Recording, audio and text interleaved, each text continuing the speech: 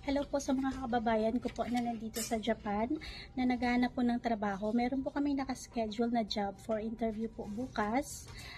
Meron po kaming isang nursing care or caregiver located po sa Chiyoda Ward, Tokyo. Ang sweldo po nito is from 200,000 yen and may bonus din po ito.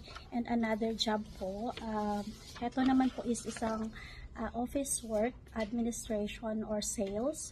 This is a corporate assistant job po and tatlo po ang kailangan namin dito. Ang sweldo po is nagsisimula sa 200,000 yen at may bonus din po ito. So sa mga gusto pong mag-apply, you can comment down below or you can also call our office number po at 0362068058.